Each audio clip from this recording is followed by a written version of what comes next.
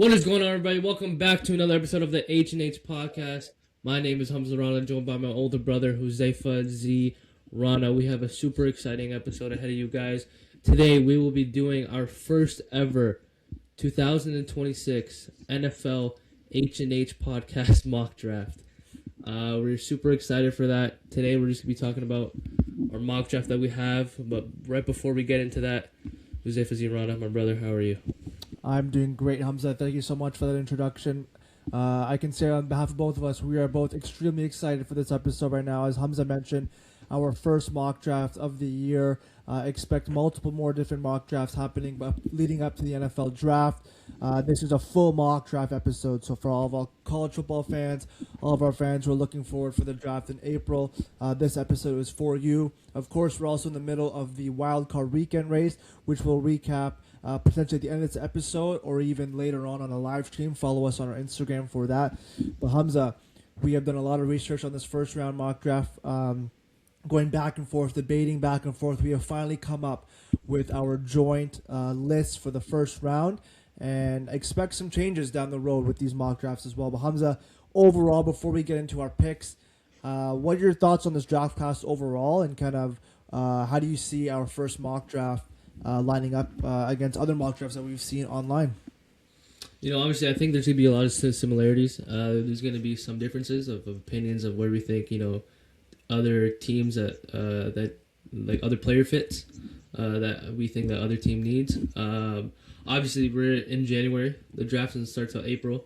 The playoff bracket isn't even fully, set out yet. So the team's positions that a lot of them are going to change by then. Right now in the mock drafts, it has Denver Broncos and Seattle as 31 and 32.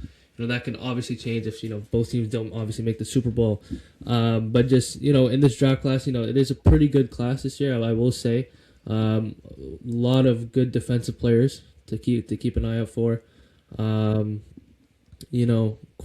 are obviously the first two.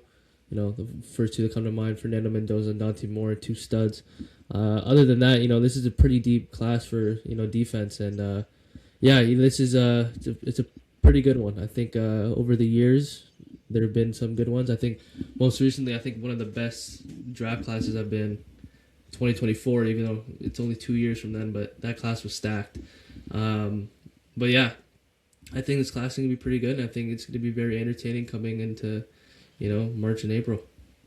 Yeah, I think the biggest thing I noticed in this mock draft is a lot of the teams that in my mind, they're going to be drafting best player available. There's obviously a few needs that you have to address, like the Los Angeles Chargers, looking that they need to get an offensive lineman in this draft.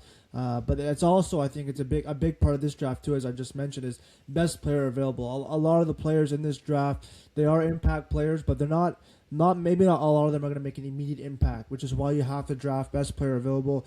You look at the Baltimore Ravens and all these teams as well. So I'm really excited to get into this, Hamza. Why don't we just fly right into this? So how it works for our viewers watching is Hamza and I will go back and forth. So Hamza will get the first overall pick, and I'll get the second overall pick, and we'll go back and forth up until 12, and then we'll kind of go up from there. It'll be a status quo for the rest of the draft. So Hamza, you are on the clock with the first overall pick in the 2026 NFL Draft. Hamza, who is going first overall?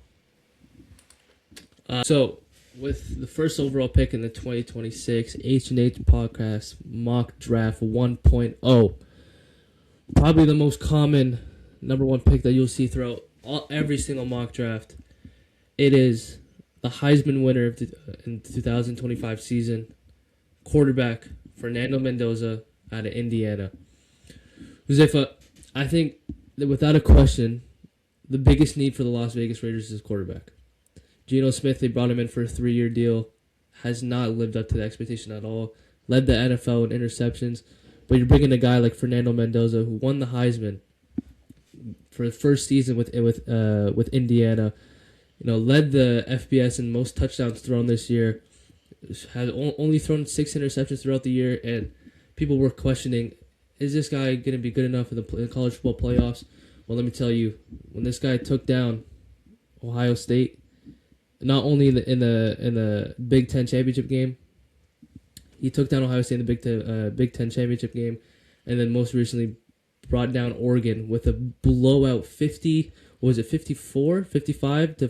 to 14, something like that. But man, Fernando Mendoza, not only is he a good quarterback, but he's a great person off the field. I mean, I've watched a lot of interviews of this kid. I call him kid. He's like a couple years older than me, but he's a really good guy, super smart. I think every team would love him. Him and his personality. I think this is gonna be the most common first overall pick in this year, and I think Fernando Mendoza will be the guy for the Las Vegas Raiders moving forward. It's a great pick, Hamza. So the Las Vegas Raiders, according to Hamza, will take quarterback Fernando Mendoza. I am on the clock right now with the second overall pick from the New York Jets, and I also think they will stay in the quarterback family, and they're going to pick quarterback Dante Moore from the Oregon Ducks, former quarterback at UCLA who transferred just a couple years ago. Dante Moore, I'm just pulling up the stats here. He had tied for 30 touchdowns this year in the college football. Obviously, he had that tough loss to Indiana in that playoff. But you talk about a quarterback who sees the field as a pro-level quarterback. He has athletic ability to be able to escape the pocket. And he's just a natural leader as well. You hear from Delane, the head coach there at Oregon. He's a guy that's just going to be a natural leader. And I think this might be the one quarterback that the New York Jets finally hit on, Hamza. Dante Moore, like I mentioned before, that rhymes. He's an athletic quarterback, as I mentioned, captain of his team. I think he's going to be a great fit for the New York Jets and Aaron Glenn. And you look at a guy like Garrett Wilson, who needs a quarterback, a true quarterback. That's Dante Moore from you, the quarterback for the Oregon Ducks. So I have Dante Moore, Hamza, going second overall. We'll fly right back to you for the third overall. Let me ask you a question, though. Do you think at this moment, Dante Moore, he's going to be one of the younger quarterbacks, declaring this year, only born in 2005, he'll still be 20 years old. While if he most likely will declare for the draft, he'll only be 20 years old if he gets drafted. He'll be turning 21 in May. Do you think Dante Moore, compared to Fernando Mendoza, is more of a prospect quarterback where you would have to kind of be patient with him? Obviously you don't think he would have a. Do you think he would have a great rookie breakout season, or do you think this is a guy you kind of have to be patient for? I think in general, quarterbacks you have to be patient for. I think, when you're drafting so low and you're a top 3 pick, that basically means you are not a very good football team. And there's more than one area that you have to fix. So these stories that you see of Jaden Daniels and all these rookie quarterbacks having great success, I think a lot of that is their own position and their own ability to play at a high all-time level, but I think it's the overall team addressing a lot of needs, and I think the New York Jets, Hamza, have a lot of needs that they have to fulfill. So to answer your question, I recommend that the New York Jets go out there and do get a veteran quarterback in the free agency market and have that kind of competition in training camp. If in training camp Dante Moore kind of exceeds expectations, I don't think there's any harm in putting him out there. However, on the backside, there's a good argument that a good veteran quarterback can help mentor a guy like Dante Moore, maybe for half a season at that kind of 7-game mark. Because regardless of the matter is, the New York Jets are not in a win-now mode at all. They're going to be developing for a couple years. So I think it can go both ways. But I definitely think the New York Jets should be getting a veteran quarterback to kind of help mentor a quarterback like Dante Moore. But that's personally my opinion. So, Hamza, we'll kick it back to you here now for the third overall pick. The Arizona Cardinals are on the clock, and who do they pick third overall? So now this is where you see the mock draft to kind of spice up a little bit, and I think you'll see this even more when months go by. Like I mentioned previously, I think the first 2 picks are kind of locked in. I think it's going to be Fernando Mendoza and Dante Moore. As soon as it gets to the third overall, it could kind of change. So I'm going with this pick, the third overall, the Arizona Cardinals select in this mock draft, Francis Mauigoa, the offensive tackle for Miami. This guy right now, he has been super impactful for this Miami team. Obviously, they're in the college football playoffs right now, and I think a lot of that comes from their offensive success. And I think their offensive success comes from how good this offensive line is and helping Carson Beck and giving him the time that he needs. Francis Mauigoa this season only allowed 2 sacks and 9 hurries compared to years prior. In 2024, 17 hurries and 15 hurries. And then years before, he only allowed 1 sack, but then allowed 5 sacks his first year in 2023. I think this is the guy who's developed significantly. He's a very strong right offensive tackle. Again, very physical, really good in the run game. Someone that can really push another guy forward. Also does really good against, quick and speedy edge rushers to kind of bend around the edge. I think Francis Mauigoa, in my opinion, is definitely the best tackle and best lineman in this draft. Some people might think that, for a team like the Cardinals, why would they go offensive line? With the quarterback situation right now with Jacoby Brissett and Kyler Murray, nobody knows what their future is. Again, we're doing this mock draft in January. Free agency hasn't even hit yet. We're still not even at the end of the season. So a lot of changes could happen. Again, this is super early, but this is why doing mock drafts is so fun to predict, the future of what could possibly be the outcomes. I think, whoever is the quarterback behind the Arizona Cardinals, I think they need some protection on the offensive line. I think Francis Mauigoa is and he will be the guy moving forward. I think, we saw success from Penny Sewell when the Lions picked him early. Joel Alt for the Chargers when he picked him early. Will Campbell had a on and off rookie year. They picked him at number 4 last year, the New England Patriots. I think picking offensive linemen early is beneficial than, I would say, signing an offensive line. So I think, Francis Mauigoa is definitely going to be the pick here for me for the Arizona Cardinals. I like that pick a lot, Hamza. We're going to continue to fly right through this, Hamza. But by the way, back to my Mauigoa. He is a dog. He's a tall, massive unit that can move pretty much anything that lines up in front of him. Talk about a game changer on the outside there. He can do that for any offensive lineman, especially here in Arizona, who are in dire need of a new quarterback. So that's a good pick for you, Hamza.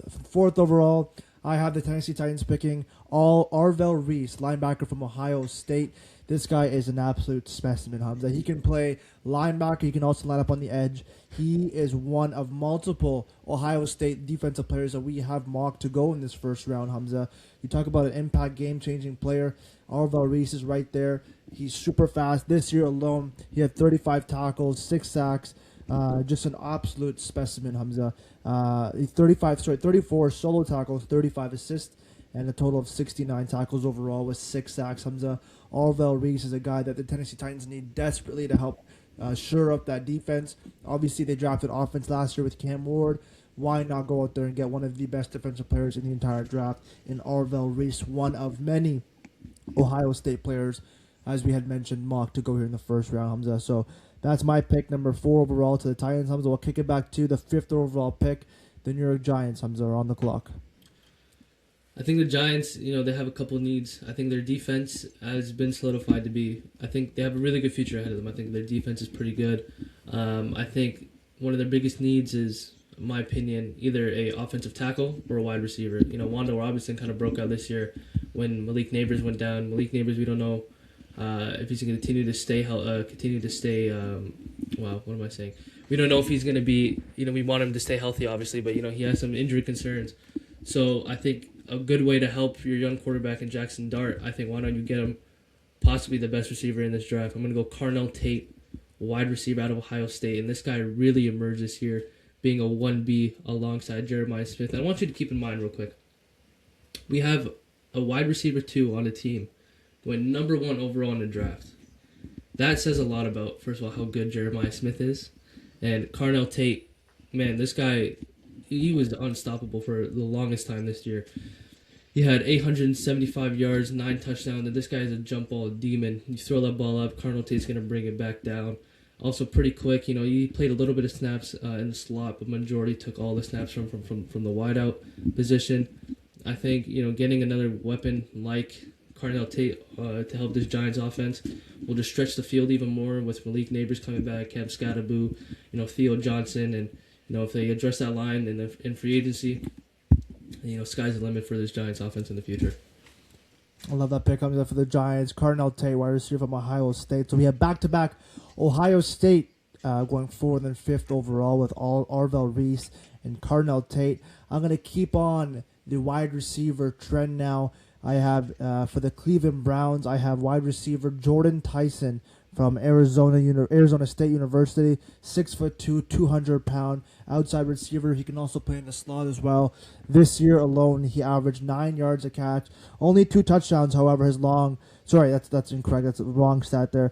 He had 8 touchdowns this year, 711 yards, and he averaged 11 yards a catch. Hamza, this guy, I can argue that he actually may be up there And it'll be interesting to see at the end of the year where Jordan Tyson ranks with Cardinal Tate. I think both these guys are 1A, 1B receivers in this draft class. And Jordan Tyson, I think, can be a great option for whoever the quarterback is in Cleveland, whether it be Shedeur Sanders or they go out there and get a free agent quarterback.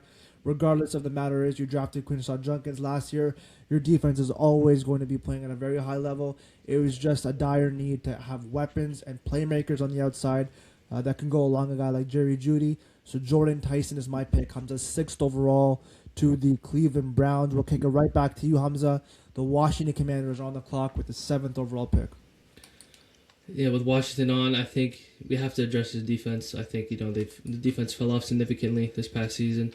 And it hurts me to say this, despite how much I love this guy, and I'm going to get this guy to go to the Washington Commanders. I'm going to go probably with the freakiest and the most dangerous edge rusher in this draft class, David Bailey, edge rusher out of Texas Tech. Dude, this guy this year was unbelievable. He had 43 hurries this year. He had 23 quarterback hits and 15 sacks. People want to comment on his drip. That's one thing. But, dude, this guy is a monster. He's a beast. You can really bend that edge, super physical, super dominant, can really run over any offensive tackle. Him leading this Texas Tech defense all the way to the college football playoffs this year with alongside, other members on that defensive side. But I think David Bailey was probably the most impactful player on that defensive side for Texas Tech. I think this guy continues to get better every single year. I think, you put him in the right system, make him the predominant edge rusher on any team. I think, honestly, he can be up there. And I think, again, like I said this word before, sky's the limit for a guy like David Bailey. This guy's a monster and someone you should definitely keep an eye out for. No, it's a great pick for Washington. Not a good pick for the rest of the NFC East because David Bailey is a monster. I think it's a game changer on that defensive line for the Washington Commanders, and that's going to help shore up their secondary as well. So that's a great pick. Comes 7th overall. 8th overall, the New Orleans Saints are on the clock, and they're going to build around their weapons on the offensive side of the ball. I have them picking running back Jeremiah Love out of Notre Dame. Hamza, Jeremiah Love this season, he had 1,300 yards. He averaged almost 7 yards a carry, and he had 18 touchdowns. You look back to that game against Pittsburgh when he absolutely took over that game. Notre Dame built their offense around a guy like Jeremiah Love, and it turned out to be great for them this season. Obviously not competing for a college football playoff spot at the end of the day, but you look at Jeremiah Love, he, I think, is up there, and I think he's very similar to a guy like Amarian Hampton from last year. Obviously, Ashton Genty was a great player, a great prospect. He had a lot of hype around him, but I think Jeremiah Love can be a special player for the New Orleans Saints. And I think one thing that's not talked about enough with Jeremiah Love is his ability to pass block. He's going to be up there inside the box. He's be able to identify any blitzes or any type of edge rushers coming the outside. He can play chips and stuff like that. Tyler Shug. I can't ever pronounce his name. Tyler Shuck. I think he and Jeremiah Love is a great tandem to have in the backfield for many years to come for the New Orleans Saints. So I have Jeremiah Love taken to the to the New Orleans Saints at 8 overall, Hamza. Now we go over to 9 overall, and it pains me to see this player, Hamza. I'll let you make the announcement, but the Kansas City Chiefs, Hamza, are on the clock. Who are they picking at 9 overall? Yeah, so Kansas City Chiefs are on the clock. First of all, I don't think anybody ever expected the Chiefs to be picking this early in the draft. Pick at number 9. If you told me this early in the year that the Chiefs were going to be the 9th pick in the NFL draft, I'd be like, yo, you're crazy. But with the 9th pick in this mock draft, as much as Cowboys fans wish this guy could fall to us at pick 12, I'm going to go with, honestly, in my opinion, he's the best defense. He's the best player in this draft. Just his positioning group is what's going to hold him back. I'm going to go with Caleb Downs, safety out of Ohio State. And, man, this guy is honestly everything you want as a safety. This guy is a great ball hawk. He had 5 interceptions. This guy had 58 tackles this year. 11 assisted TFLs.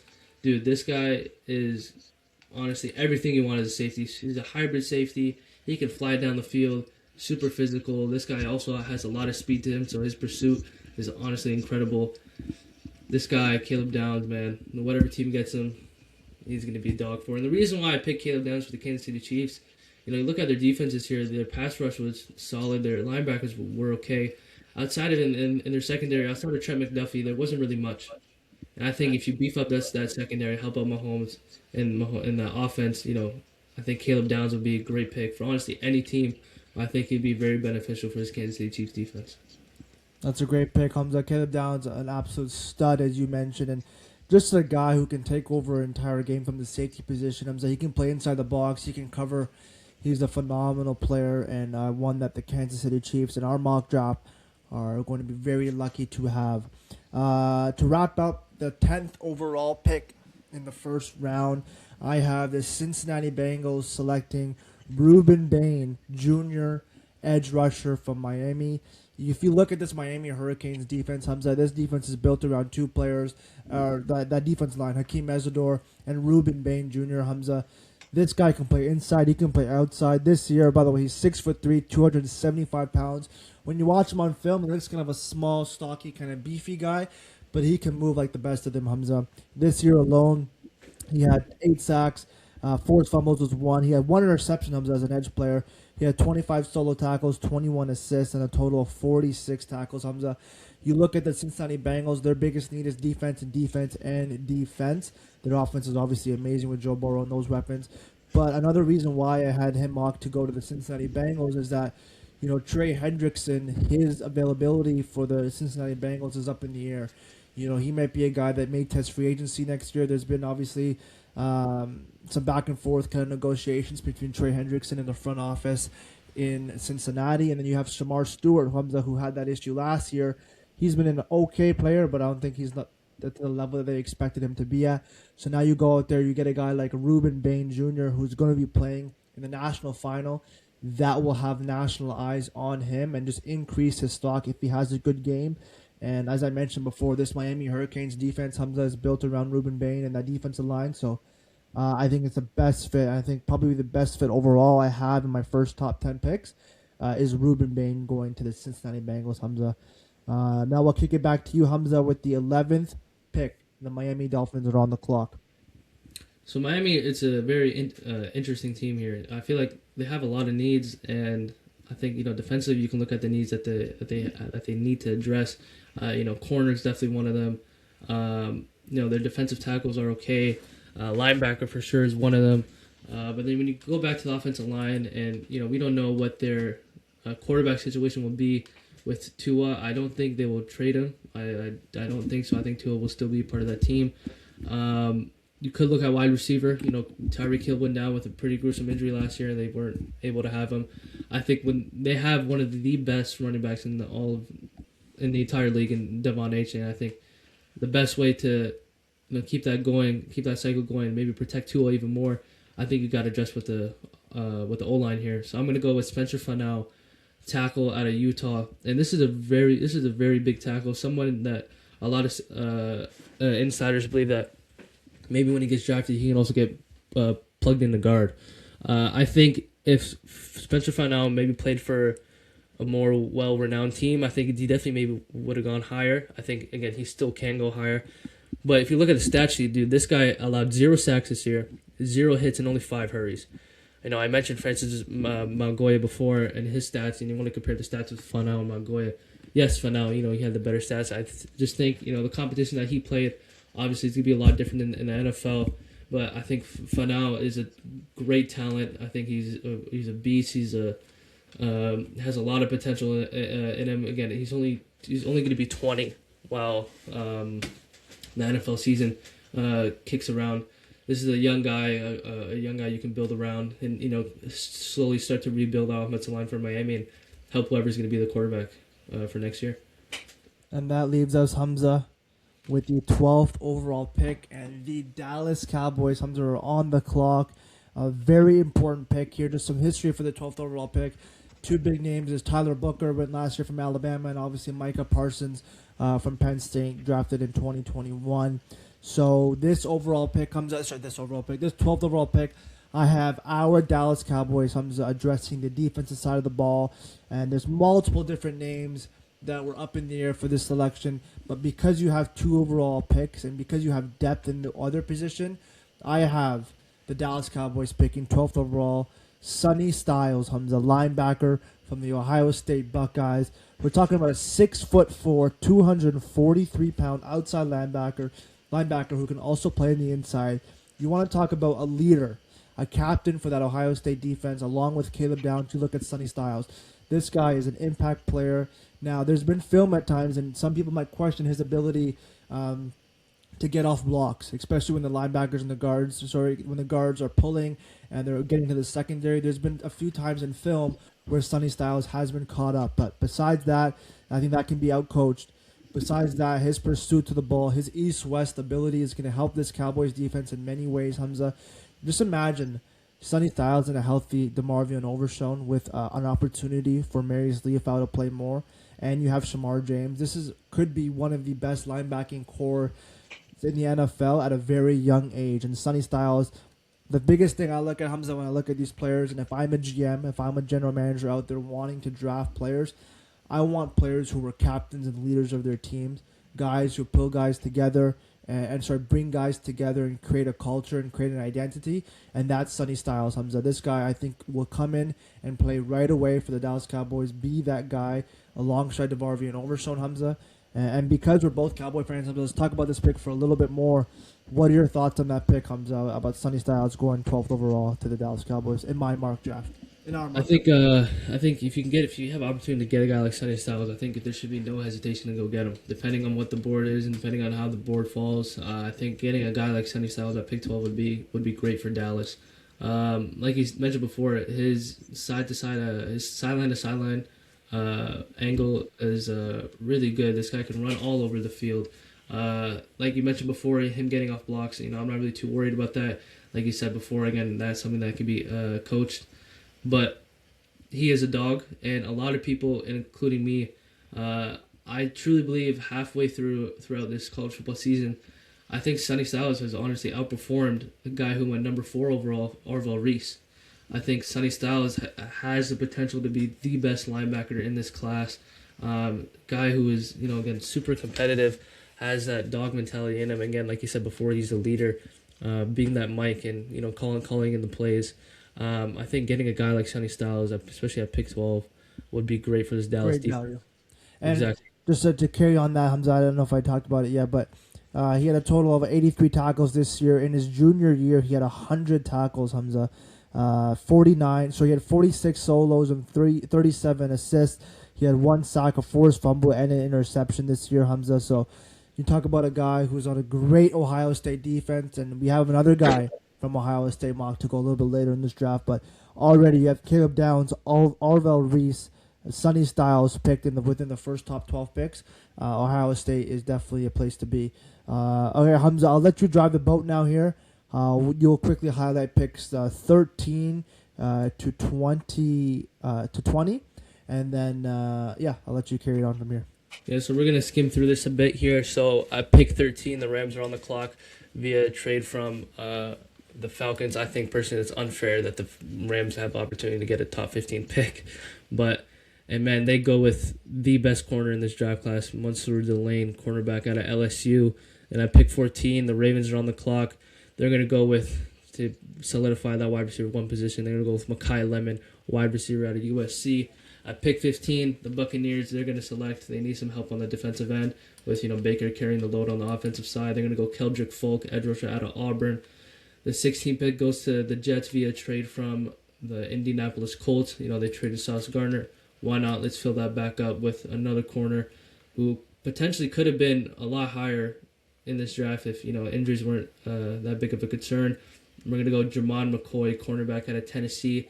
With the 17th pick, the Lions are on the clock, and they're going to go with another edge rusher to help out Aiden Hutchinson. They're going to go Cassius Howell, defensive end, out of Texas A&M. With the 18th pick, the Vikings are on the clock. They're going to beef up that defensive line. They're going to go Kadyn McDonald, another Ohio State Buckeye. At pick 19, they're going to go with probably the most athletic wide receiver, tight end, hybrid type player. They're going to go Kenyon Sadiq, tight end out of Oregon.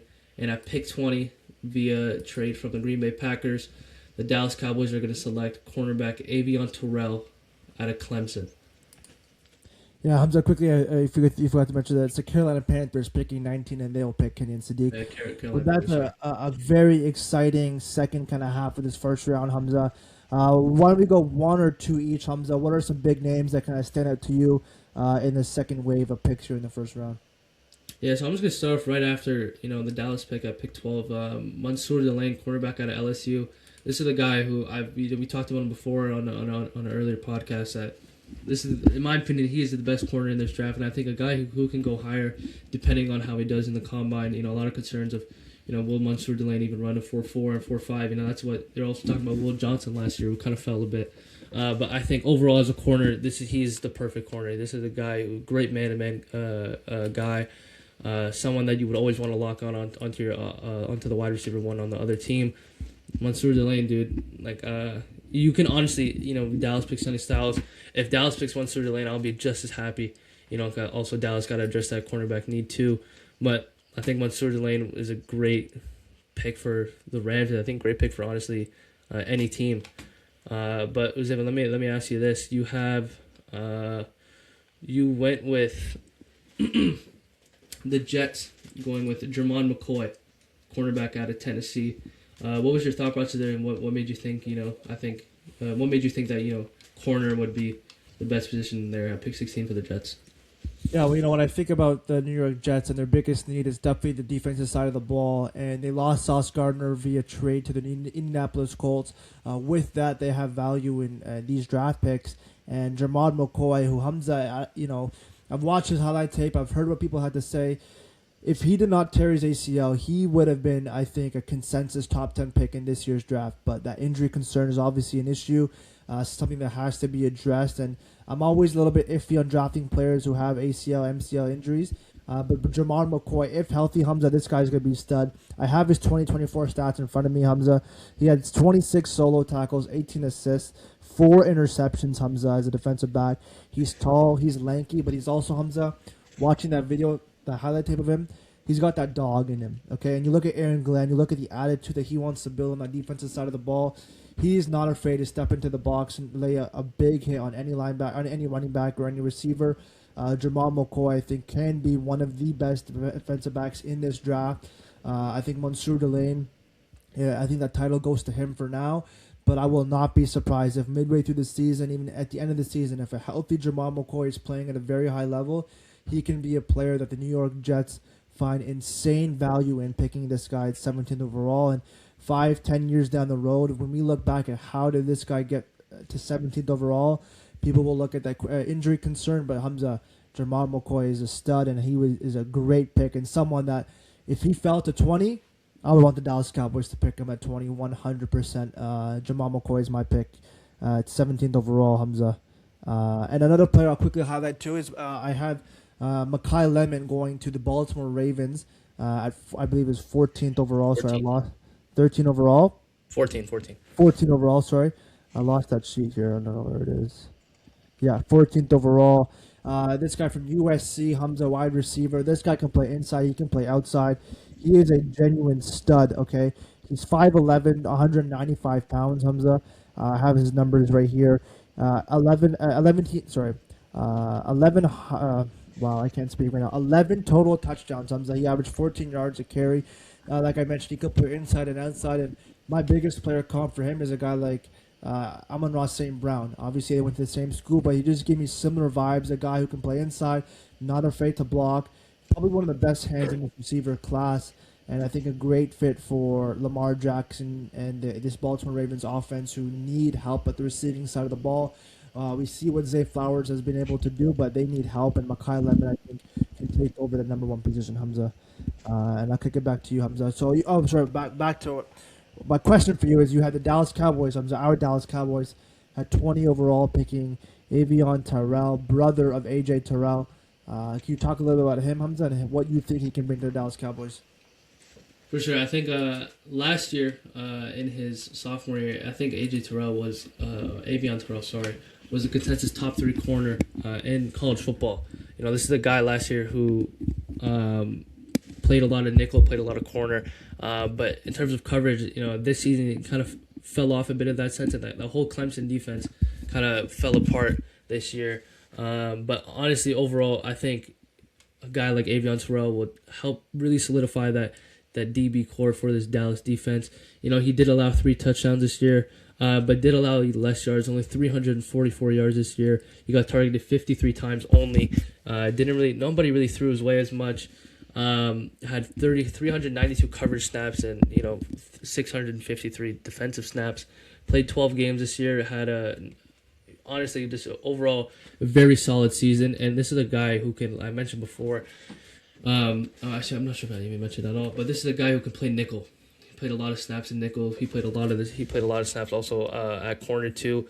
But I look at what the Dallas defense needs, and you had a guy like Deron Bland who played a majority of his snaps in the nickel position this year. Obviously, he dealt with the injury. We had Savon Ravel coming back from an injury as well. I think, also letting go of Trayvon Diggs. I think there's a big hole that Dallas has to fill in that corner position. I think getting a guy like Avieon Terrell, who's very versatile, who could play the nickel and corner, I think that could really help out this Dallas defense. And this is also somebody who's not afraid to tackle at all. This is a guy who would run at you, not afraid to get hit. He will put his body on the line. And I think that's another thing that Dallas needs is physicality. So I went with Avieon Terrell here for this Dallas defense. All right, Hamza, so that does it for our second half of the mock first round of the NFL draft. As mentioned before, this is our first draft, and we have many more to come. But Hamza, to wrap up this episode and wrap up this mock draft, let's hear your picks, or our picks, from pick 22 to 32, and then we will discuss a few players that come up for us. Yeah, so at pick 21, with back-to-back Clemson players, someone who honestly would go a lot closer to where he got picked, but I think just the way the board fell and the positions that we drafted here, I think Pittsburgh Steelers picking Peter Woods out of Clemson. At pick 21, someone that could definitely go in the top 15. And at pick 22, the Chargers desperately addressed their O-line needs because we saw what happened yesterday with the Patriots and Chargers game. They're going to go with Olaviega Leone. Sorry if I butchered the hell out of that name. Guard out of Penn State. The Philadelphia Eagles, they're going to go with linebacker out of Georgia, C.J. Allen. With pick 24, the Cleveland Browns, they're going to address that offensive line. They're going to go with tackle Kadyn Procter out of Alabama. At pick 25, the Chicago Bears, they're also going to add some beef onto that defensive edge room. They're going to go Romello Height, edge rusher out of Texas Tech. At pick 26, the Buffalo Bills will draft a wide receiver to finally maybe get a predominantly number one receiver for Josh Allen. Denzel Boston, wide receiver out of Washington. At pick 27, Ottawa native, 6'13" native, Akheem Mesidor, edge rusher out of Miami, will go to San Francisco at pick 27.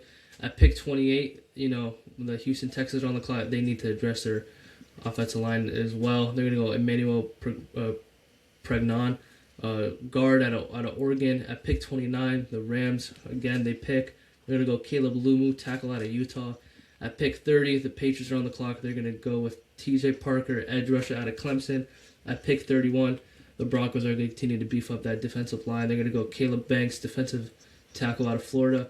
And at pick 32, someone who I really like, the Seattle Seahawks are going to go with Brandon Cisse, cornerback out of South Carolina. And that is what wraps up our first ever HnH Podcast Mock Draft 1.0. Phenomenally done, Hamza. Great job on you. There's a few players I want to talk about in the second half of this round that you just mentioned from pick 21 to 32.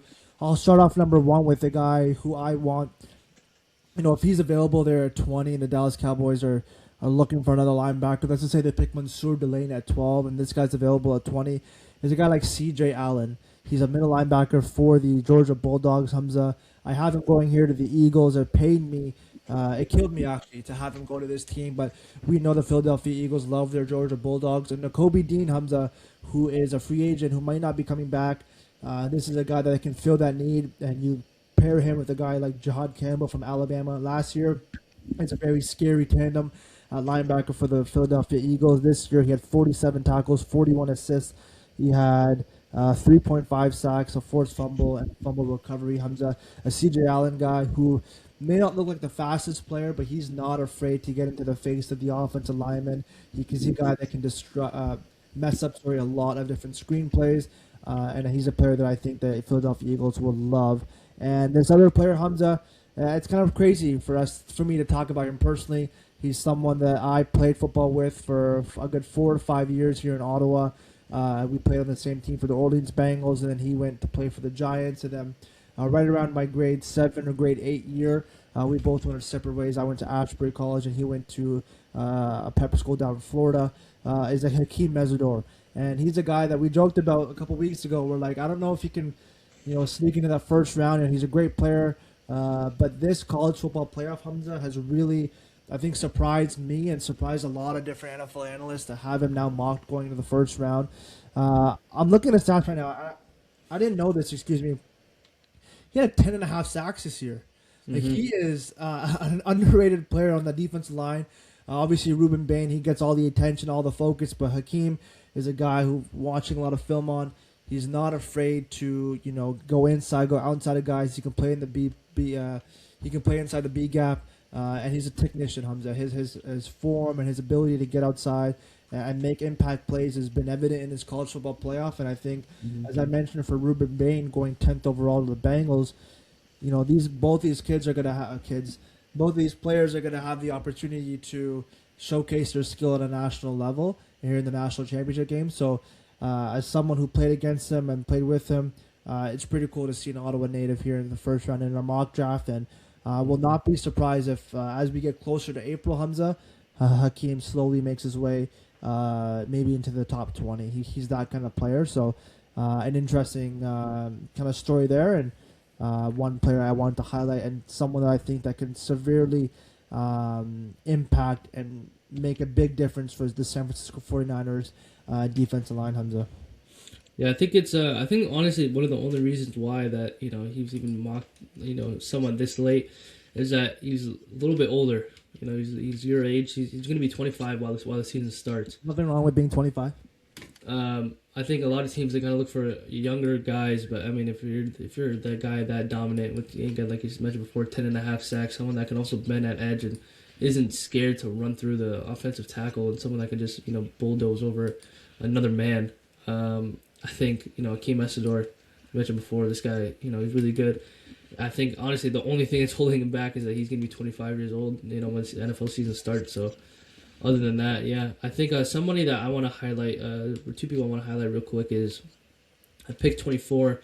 I had the Cleveland Browns addressing their offensive line needs with Kadyn Procter, someone that earlier in the year, before the season started, had him projected to be the first offensive line taken off the board. This year he was a little inconsistent. This year he showed a lot of flashes. He showed a lot of promise, but also sometimes a lot of lack of effort and whatnot. But this year it only allowed 2 sacks, 4 hits, and the hurries kind of went up this year compared to last year. He had from 9 to 15 hurries this year.